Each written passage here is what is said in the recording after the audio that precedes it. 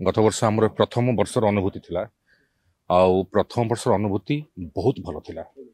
even आम तरंग प्रसार जो अनएयर कलु साधारणतः जो टीआरपी आम पाइलु 7.5 टीवीआर 8 क्लोज टू 8 टीवीआर तो बहुत दर्शक बहु परिमाण दर्शक जहाँ गोटे वीकेंड रे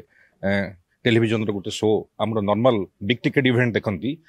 तार सिमिलर रेस्पॉन्स आम पाइलु आम बहुत खुशी एवं एटा नमन चारि